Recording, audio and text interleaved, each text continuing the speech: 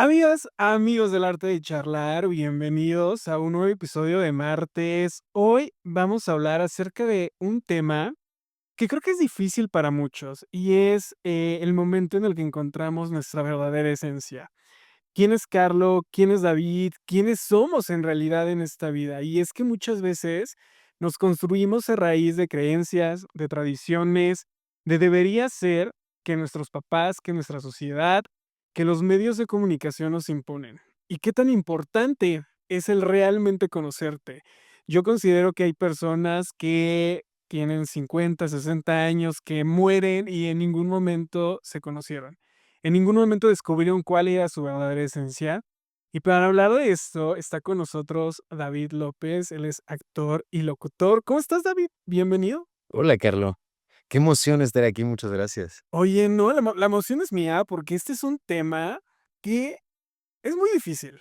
La verdad es que la primera vez que a mí me preguntaron quién era Carlo Castillo, choqué porque realmente nunca nadie sabe quién es. ¿No? O sea, la primera vez que te hacen esta pregunta, ¿quién eres?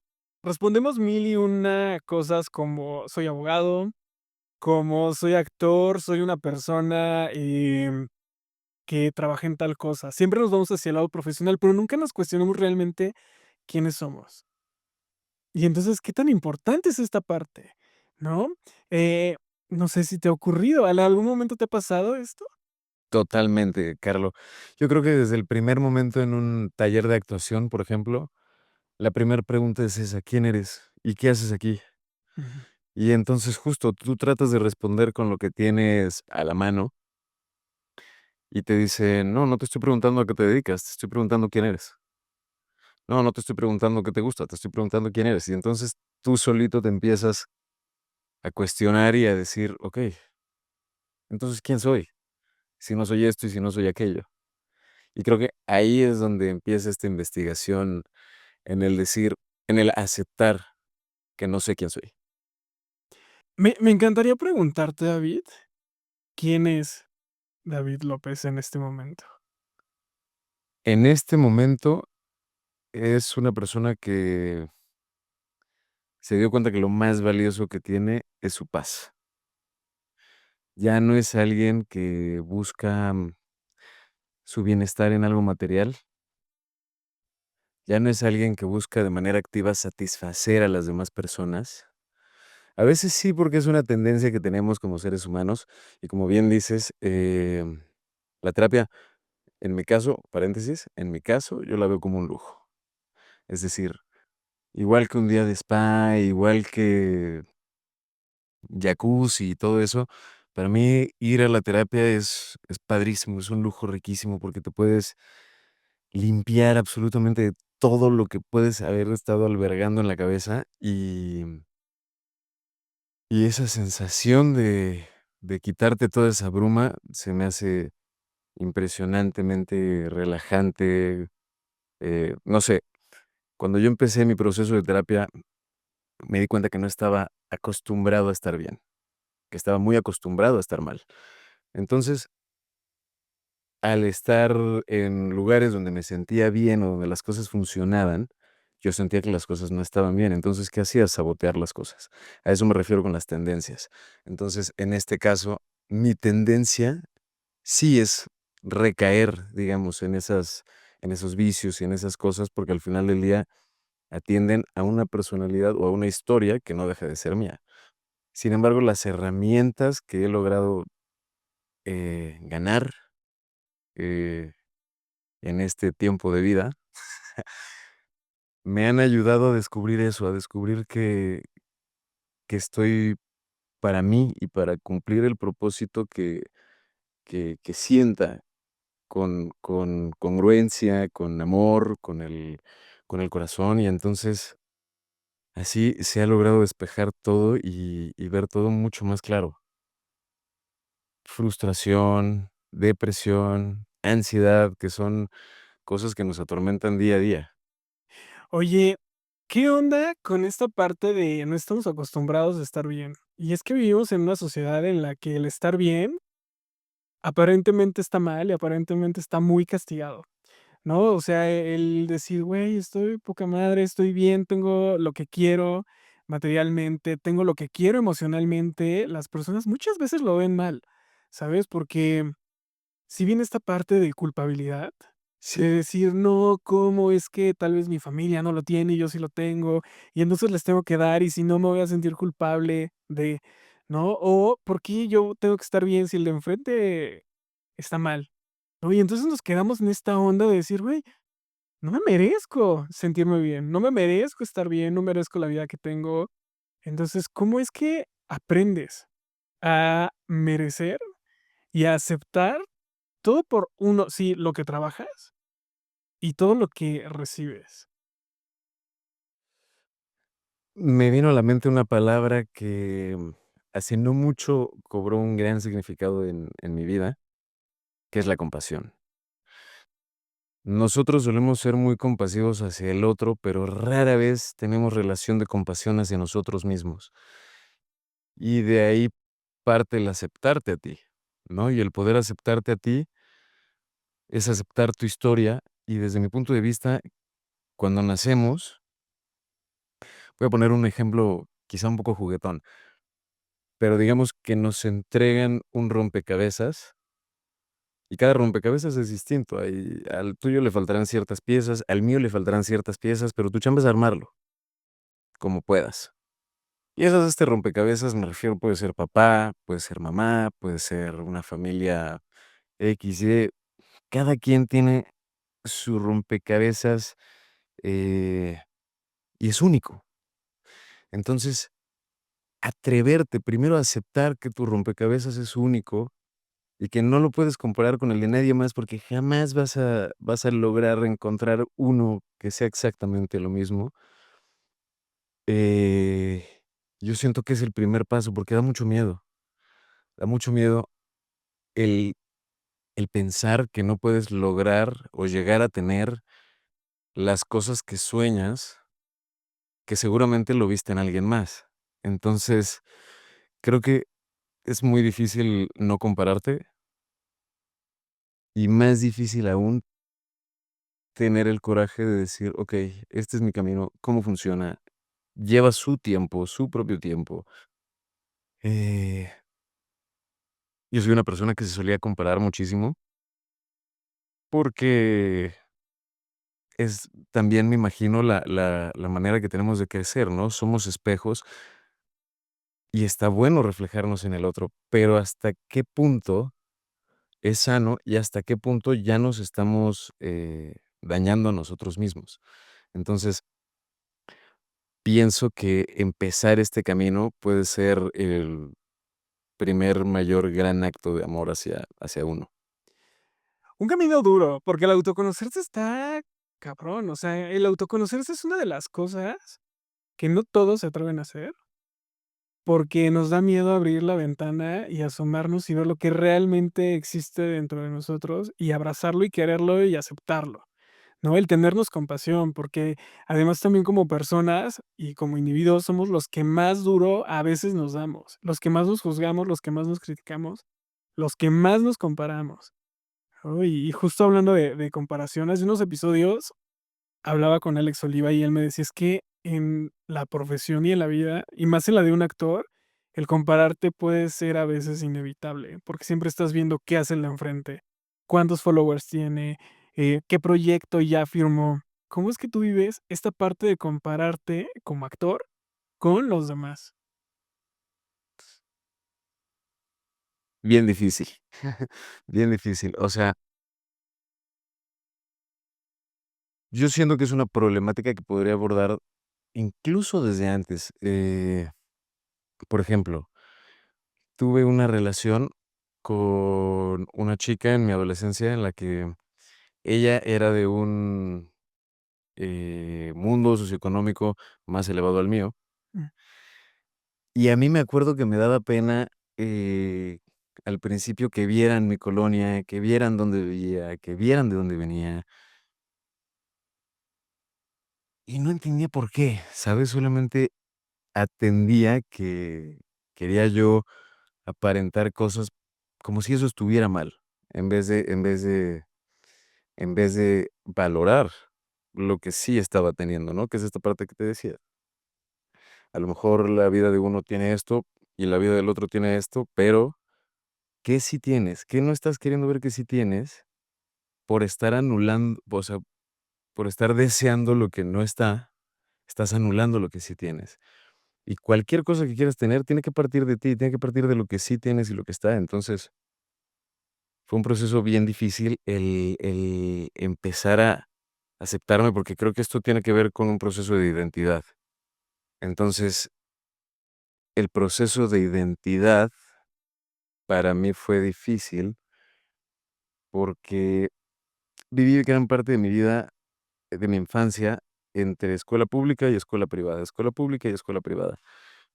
Entonces, eso me evitó a mí tener un sentido de pertenencia, o sea, como que no terminaba de entender a qué mundo pertenecía, si al de acá o al de allá, porque si estaba en la escuela pública era el que sobresalía de cierta manera por llevar 20 pesos más, y si estaba en la privada, entonces era el pobre porque llevaba los tenis rotos, XY. Entonces,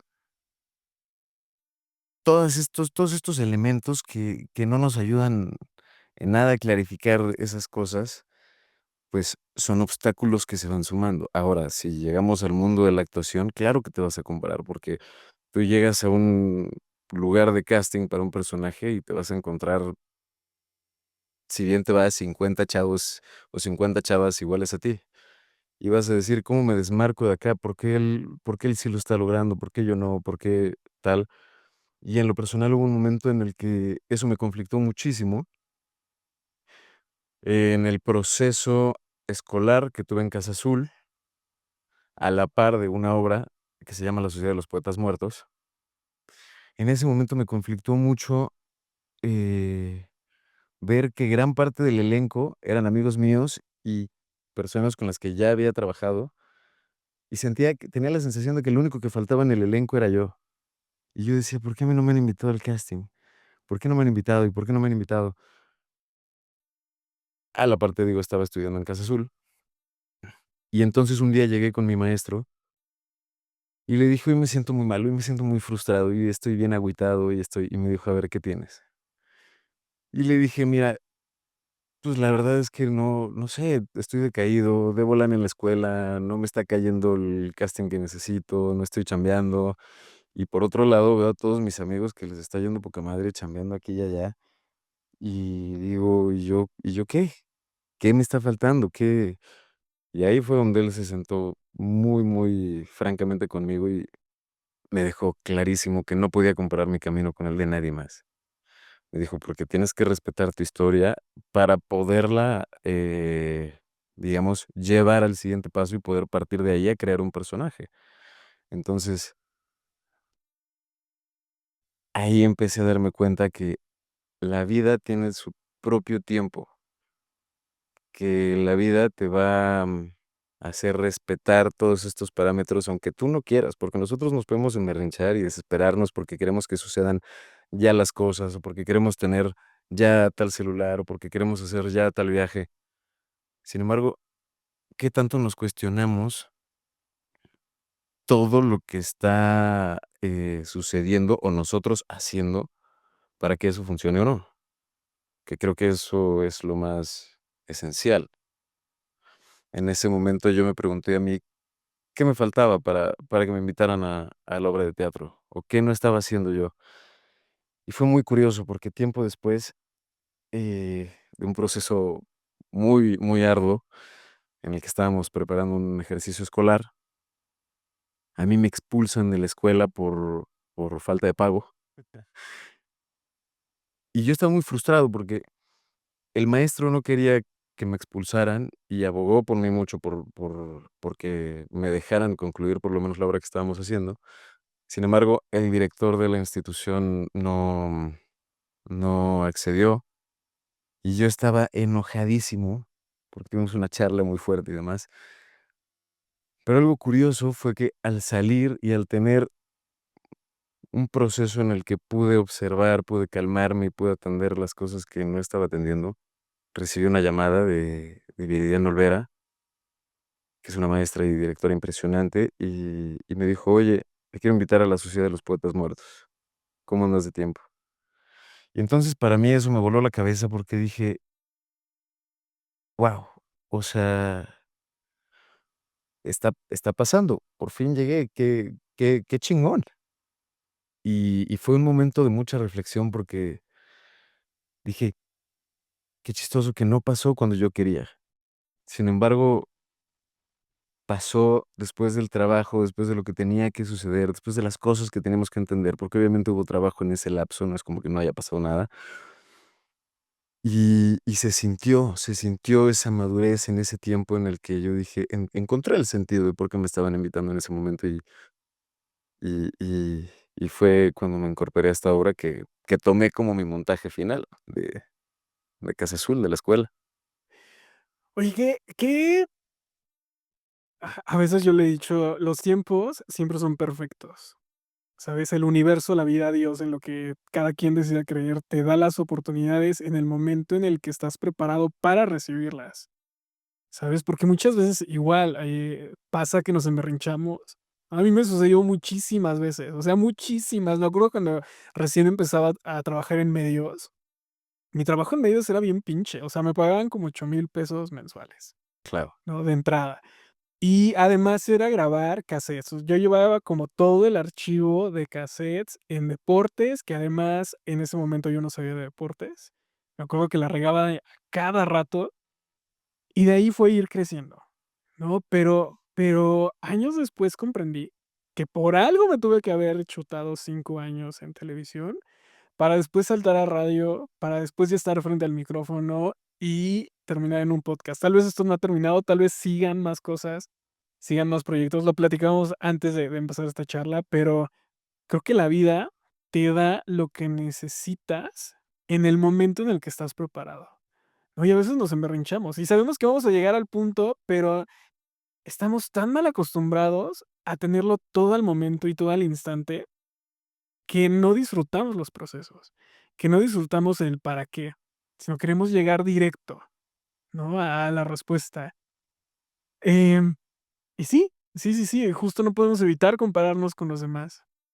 Uy, y qué fuerte es esta parte. Hace rato decías, y justo aquí lo anoté, llegas a los castings y hay 50 personas iguales a ti, ¿no? Y justo aquí va la pregunta que relaciona este tema es, ¿cómo encontramos nuestra verdadera esencia dentro de esas 50 personas que llegan al casting para que te quedes con el papel? a bote pronto diría que no negándonos. Es decir, retomando lo que te comentaba hace unos minutos, yo soy una persona que vengo de una colonia popular, de un barrio, que se crió en un barrio, que se crió jugando en las calles, que se crió ta, ta, ta, ta, ta, ta, ta, ta, ta, ta, ta, ta, ta, ta, ta. Y todo este bagaje es algo que me diferenciaba de los chavos que se parecían a mí en un foro de casting. ¿Por qué? Porque no hablaban como yo, no jugaban como yo, no estaban. Y entonces ahí yo empecé a encontrar mi particularidad, porque entonces quizá era más cagado por X o por Y, quizá y ahí te empiezas a desmarcar, y entonces empecé yo a adorar mis raíces, empecé a valorar mis raíces, empecé a decir: "Guau, qué chingón que yo sé de carpintería, que yo sé de plomería, que yo sé de electricidad, que yo sé de cocina, que yo sé de ta, ta, ta, porque mi abuela, porque esto, porque el otro, porque X, Y". Y entonces, eso de lo que en algún momento reprochas porque no es lo que quisiste, se vuelve tu tesoro más grande. Y para mí mi tesoro más grande es eso, es esa historia de vida que nadie más tiene, a partir de lo cual yo te puedo contar algo totalmente distinto, pero con el mismo valor. Y entonces quizá veamos cosas distintas de la misma cosa. ¿Y a qué vamos a llegar? A entendernos, a empatizar. Así es lo como hacemos cada personaje distinto, porque no va a ser lo mismo un personaje que haya pasado por esto, a que haya pasado por esto y que esté en la misma situación. Los 2 lo van a resolver de maneras distintas. Y no por eso significa que una va a estar mal o va a estar bien. Las 2 son válidas y las 2 son humanas. Entonces, a raíz de eso, creo que sí funcionamos como espejo y podemos decir: "Ah, okey". ahí sí estoy, ahí estoy yo. Ay, qué padre. Y yo creo que eso sería lo que me desmarca a mí y el tesoro que yo encontré. Oye, hay algo que ha repetido como en varias ocasiones y es, vengo de una colonia popular y demás. Me encantaría preguntarte, ¿qué tan complicado es entrar a esta carrera, tal vez con un nivel socioeconómico de una colonia popular? ¿No? Porque si muchas veces llegas a los medios de comunicación y, por ejemplo, en mi caso, ¿no? Yo siempre lo he dicho, a mí me ha costado el doble o el triple que una persona que es rubia, ¿no? Porque moreno, porque México, porque minoría, porque homosexual, porque chaparrito, porque un sinfín de cosas, ¿no? Entonces, ¿qué tan complicado es esta parte del nivel socioeconómico en la carrera de actuación? ¿Es difícil abrir las puertas? Uy, mucho, mucho, y yo creo que mi herramienta más grande y más valiosa ha sido justo eso, como la educación de mi abuela, la educación de mi mamá. Ay, ya me dio.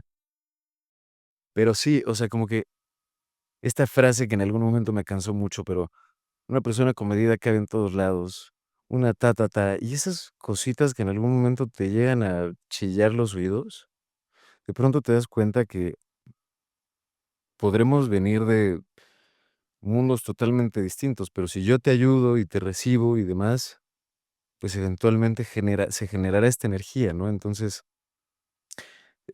siento que a pesar de lo difícil que ha sido, porque sí ha sido difícil, eh, en muchas categorías de posibilidades. Por ejemplo, cuando yo empecé eh, mi taller de actuación, mi primer taller de actuación más formal en Casa Azul, yo estaba en la prepa y muchas veces mi mamá tenía para pagarme el curso y ya.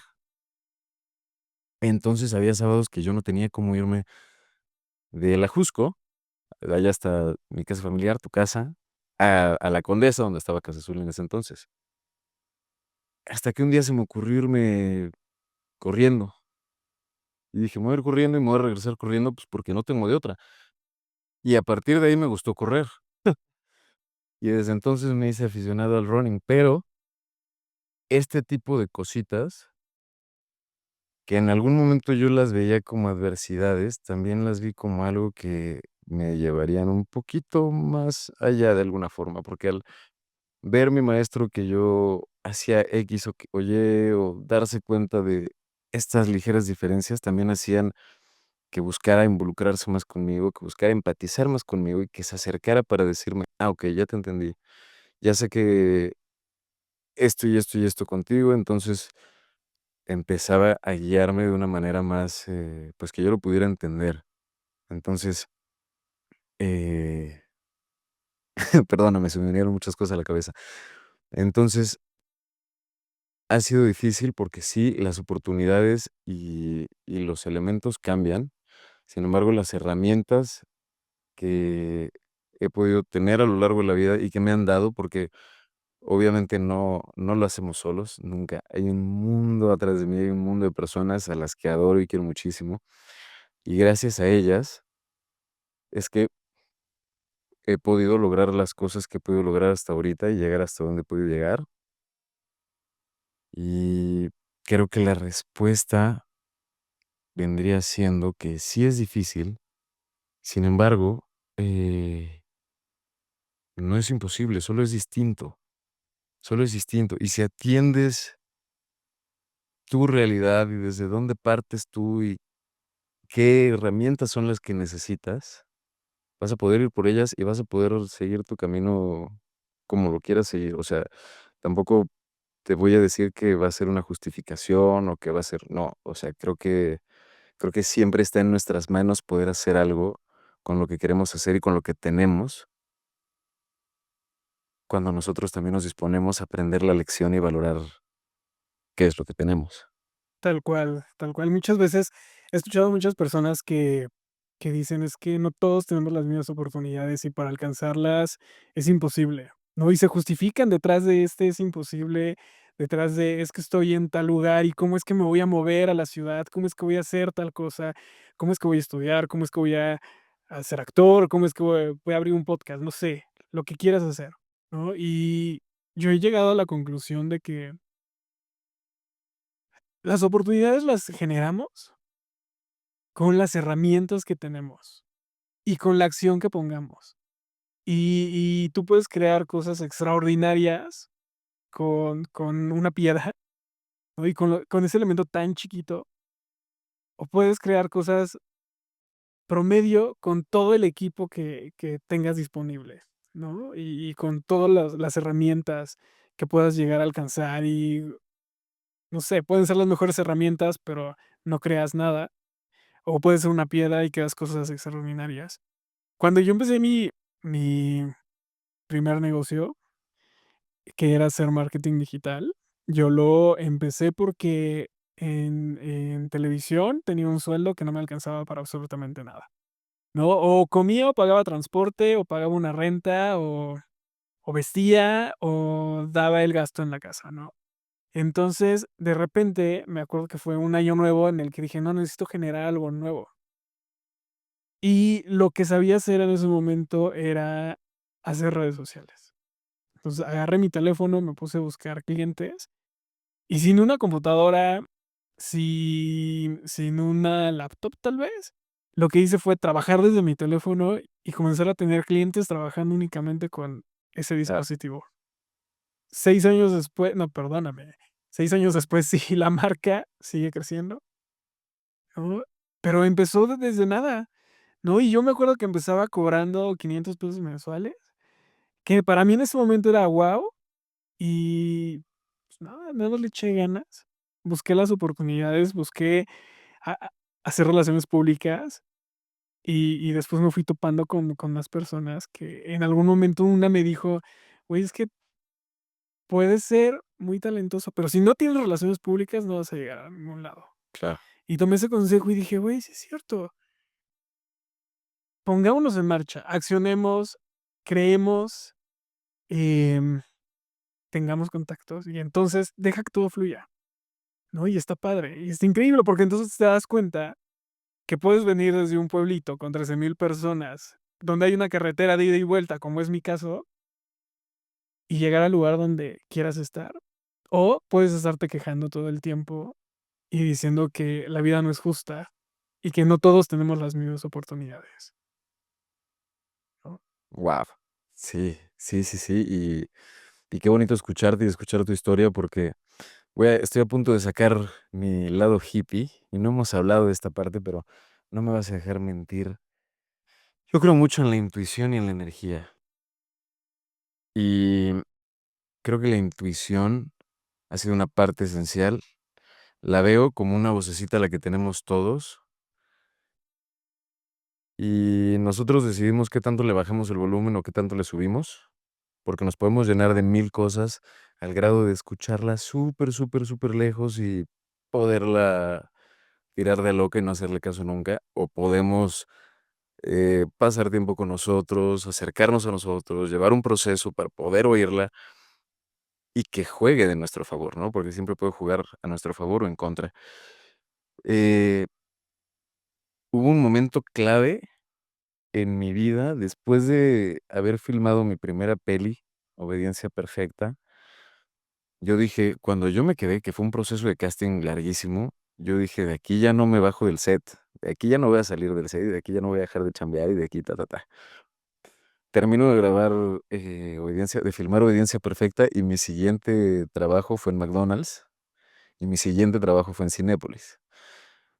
Entonces, estuve entre esos 2 trabajos 1 año y medio después de filmar Obediencia Perfecta, lo cual fue muy duro, porque yo planeaba no salir del set.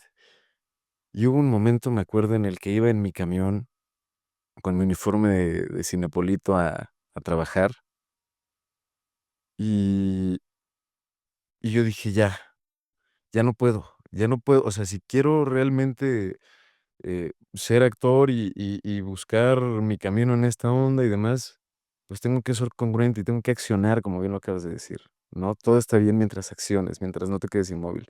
Entonces, algo se me metió en la cabeza que vino para mí desde la intuición, que yo llegué prácticamente a renunciar.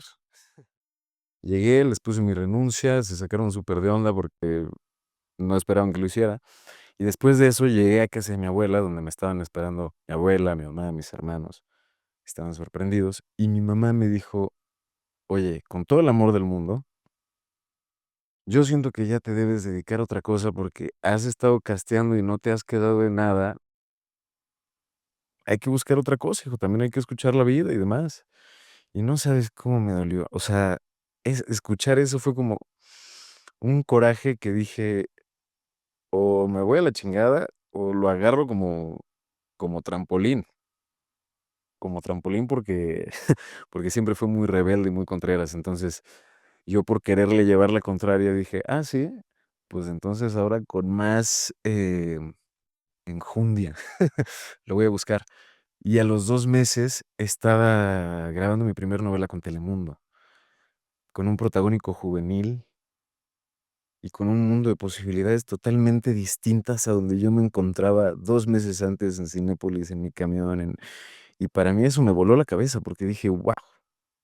O sea, fue un cambio de 180 grados en todos los sentidos, y podría decir que lo que me llevó ahí, además del amor, además de todas las personas que me han ayudado y me han apoyado, fue mi intuición y y la energía de cierta forma, el ir con ella, ¿sabes? El respetar justo sus tiempos, el también accionar y hacer mi parte.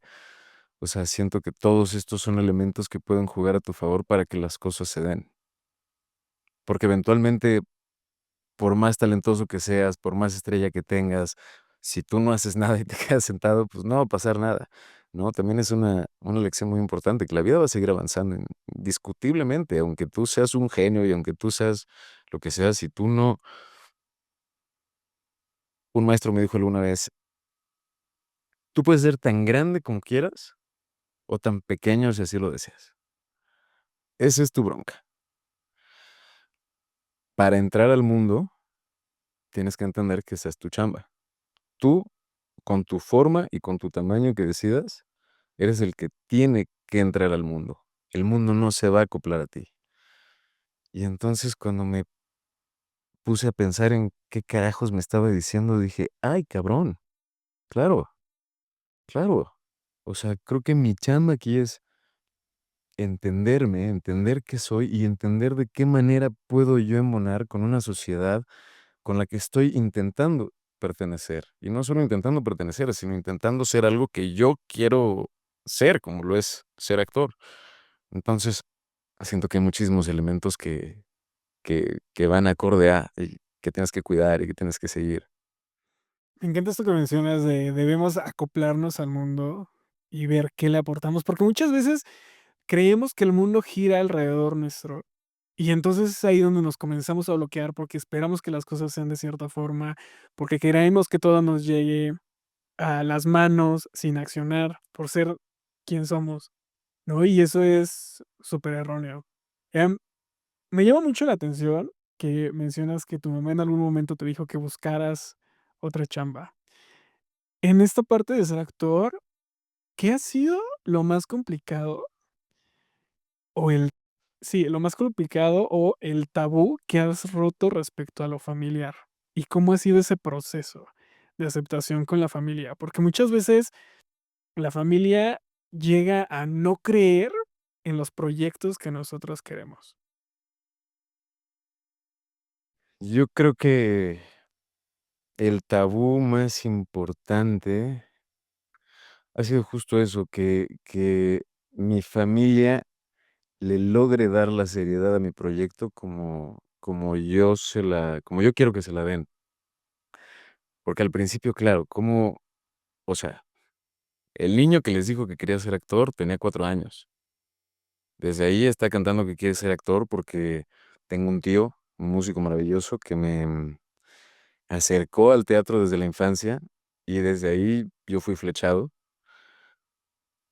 Claro que sin claridad de tener como, bueno, toda esta, o sea, sin tener claro cómo lo iba a hacer o si sí se iba a hacer o no, solamente sabía que me encantaba el teatro. Y posterior a eso, eh, fue muy ay, perdóname, se me fue un poquito. Posterior a eso, ay, ¿me repites la pregunta otra vez? Sí, ¿cómo es que tu familia ha aceptado Ah, claro, la tu serie carrera de actuación o si no la ha aceptado? Porque muchas veces justo la familia que se supone que en teoría debe de estar a nuestro lado y apoyarnos y decirnos: "Güey, eres un chingón y lo vas a lograr y lo vas a alcanzar", muchas veces son los que nos ponen trabas, ¿no? Yo, ah, este podcast, cuando lo inicié y comenzó a crecer y demás, me acuerdo que un día llegaron y me dijeron: "Es que tú no te mereces ese proyecto. ¿Por qué lo tienes tú y no lo tiene alguien más?", ¿no? Entonces, a veces la familia nos pone como estas trabas, y por eso me llamaba mucho la atención que dijiste que en algún momento te habían dicho que ya te dedicaras a otra cosa, que buscaras otra cosa para generar ya. egresos. Mira, em, ya grande, pude dimensionar y entender el miedo, el enorme miedo que fue para mi mamá ser, mamá primeriza conmigo, mamá soltera, eh, en medio de un contexto social en los noventas que no pintaba para nada bien. Y entonces, cuando empecé a ponerme más en su lugar y empecé a decir, dije: "Claro, o sea, tú como papá, como mamá, lo que quieres es que a tus hijos no les pase nada, lo que quieres es que a tus hijos no les falte nada, y sobre todo que puedan desarrollarse y vivir en este mundo sin ti. Entonces, ellos no van a estar tranquilos hasta que tengan la seguridad de que puedes, vivir, sobrevivir en el mundo como quieras, pero sobrevivir, es lo único que les importa, que estés bien". Y entonces entendí el miedo con el que ella me decía: "Es que busca otra cosa, es que busca algo, porque quiero que tengas esta seguridad, no quiero que te falte nada, no quiero que pases por aquí como yo, no quiero que ta, ta, ta, ta, ta, ta, ta". Y entonces logré ver el amor en lo que al principio vi como juicio, vi como un obstáculo. Y de ese mismo amor dije: "Okey, entonces me voy a hacer responsable de mí, voy a darles yo, esa seguridad y voy a darle yo esa seriedad a mi trabajo y a esto que me gusta para que ellos se la puedan dar también". Hubo un momento después de pandemia en el que yo cumplí un año de haberme mantenido por primera vez única y enteramente de la actuación, eh, antesito de pandemia, perdón. Y estábamos muy contentos, mi mamá y yo, me invitó a comer. Por eso, porque me dijo: "Estoy muy orgullosa de que estás haciendo lo que te gusta, de que estás viviendo donde quieres, tienes relaciones muy bonitas". Y y entonces ver esa calma en mi mamá, por fin, fue algo que, uno mejoró nuestra relación muy, muy drásticamente, y 2 rompió muchos tabúes de lo que de la percepción que se tenía de la actuación. Sí, porque además es complicado, ¿no? De repente te dicen: "Actor, te vas a morir de hambre, ¿qué vas a hacer? No vas a comer", porque aparte es lo que te dicen todo el mundo. Y no es mentira. Ah, es es es muy difícil vivir de la actuación, porque hay, sistemas que están estructurados de una manera horrible, en la que de pronto, eh, tu sistema de pagos es a 90 días, y tú dices: ¿Y cómo planeas que viva de aquí a 90 días que tú me pagues? Y todos los obstáculos que te generan para poder cobrar X o Y, ¿por qué? Porque no se tiene la cultura para esta profesión y en general para la mayoría de profesiones que estamos alrededor del arte, es súper precario. Entonces, sí es un deporte extremo el entender cómo vivir de esto y lograr vivir de esto sin morirte de hambre. Yo, en lo particular, me he dedicado a muchas cosas, eh, unas por gusto, otras por no tanto, otras me terminaron gustando. Sin embargo, sí me di cuenta que el hecho de que yo esté trabajando, haciendo talachas para mantenimiento o en la panadería, eh, amasando el pan, no significa que deje de ser actor, o no significa que eso me aleje de ser actor. Significa que me está ayudando o colaborando para que yo pueda seguir siendo actor. Hubo un momento en el que yo estaba trabajando en una panadería y me entró una crisis muy dura porque estamos ahí sí en pandemia y yo estaba amasando y de pronto me enojé muchísimo, Carlos, muchísimo porque yo qué chingados tenía que estar amasando conchas si yo había hecho mi carrera de actuación, si yo había hecho esto tal y cual, estudios, esto y lo, ¿por qué me tenía que dedicar a otra cosa y no a lo mío?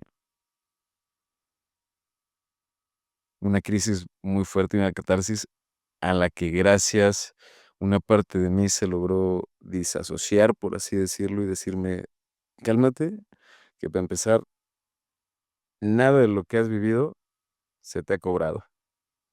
O sea, estás, todo lo que has vivido en la vida, te has enamorado, has jugado, has crecido, has luchado. Todo eso, esa experiencia ha sido gratis, ha sido mágica, ha sido... Y en segundo, esto es algo que vas a llevar allá y que te va a llevar allá. Lo estás incorporando, está siendo parte de ti. No corras, no quieras correr, no quieras. Y, y esa lección que me dio la vida, el tiempo y otro oficio, porque además un tema importante que me gustaría tocar es que de pronto juzgamos mucho a las personas que caen en esta profesión por accidente, ¿no?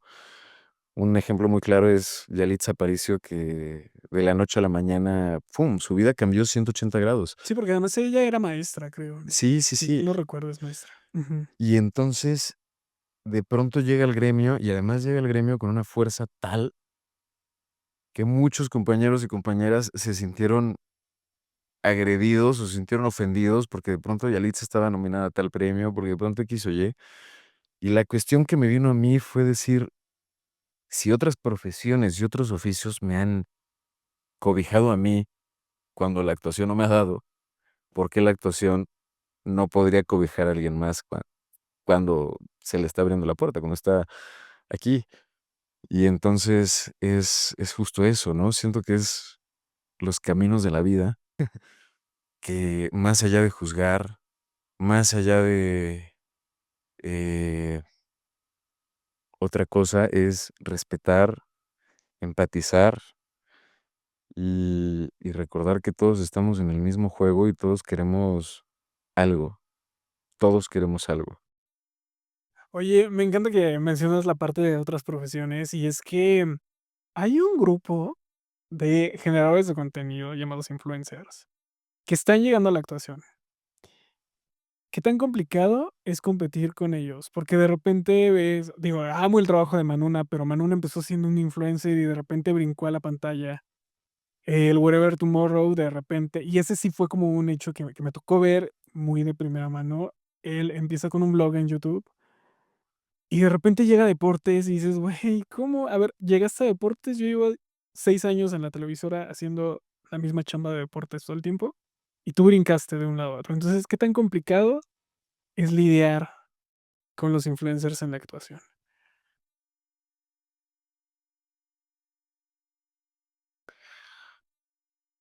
Hay golpes duros, porque sí.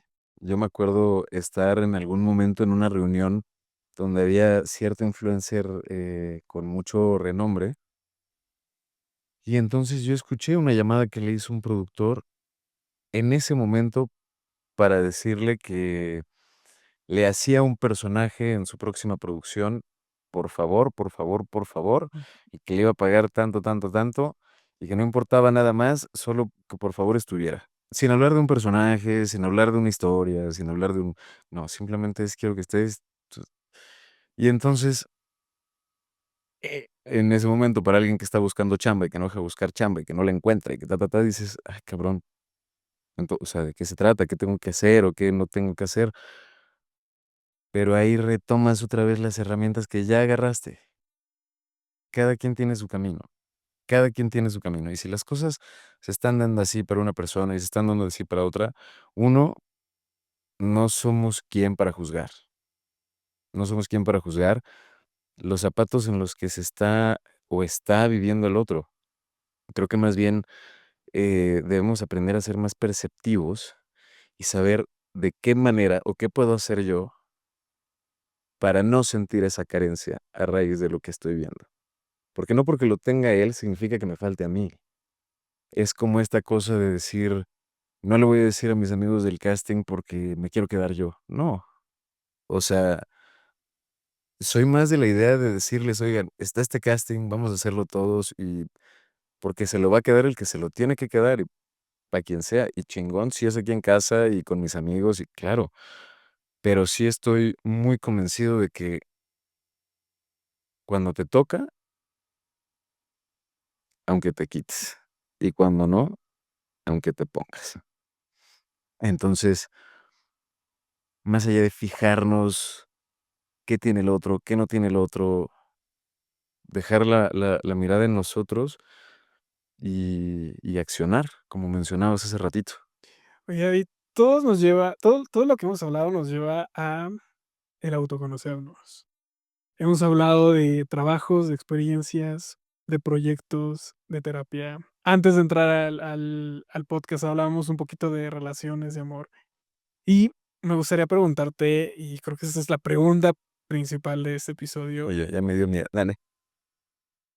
¿cuál es tu verdadera esencia y cómo la encontraste?